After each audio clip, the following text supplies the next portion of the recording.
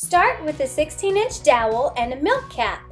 You'll want to push the dowel through the milk cap, and to do this, you might need to use an X-Acto knife to cut around the dowel.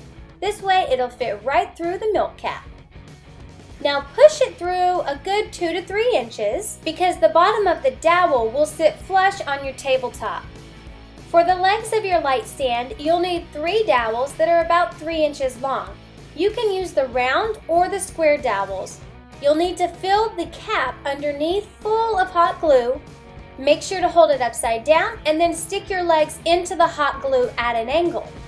Be careful and take your time with this step because it'll take several minutes for the hot glue to set and harden. So fill it up, know exactly where you want to place your legs, and then hold them at the angle. Now about halfway through when the glue hardens, you can turn it upside down to make sure they're in the proper place, and you can adjust them while the glue is still setting. A little tip I like to do is as soon as you know where they need to be, and it's about halfway through the setting process, you can stick your stand in the freezer to make the glue solid.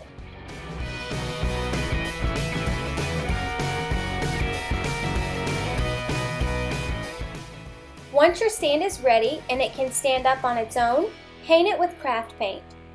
We're painting it black because that's the color of our light stands.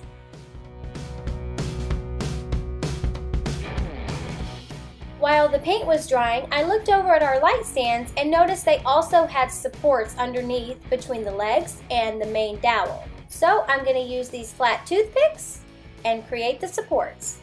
For the light box, I'm using this shiny piece of cardstock paper. I found it at Hobby Lobby in the scrapbook section, and I'm cutting it down to 7 inches by 7 inches. This part is optional, but you can also add a tea light inside your light box. Make a square template that fits right around your tea light, and then take that square template and score it in the middle of your light box. Now cut from the outside corners to the inside of the square. Now fold over a little piece on each side that is cut. You can also score these areas first, that way it's much easier to fold as you go.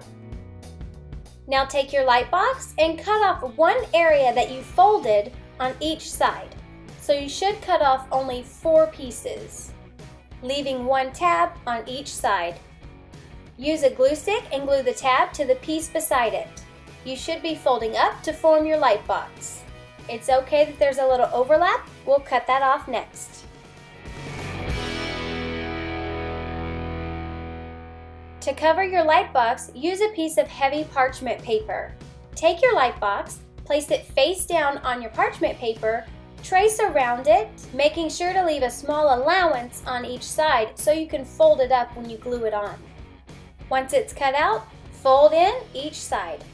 Make sure your light box fits inside the folded line.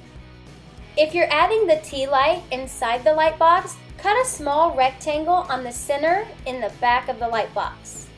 This way you can turn the tea light on and off. Now take your tea light and glue it to the inside of the light box, making sure that the on-off switch lines up with the hole in the back.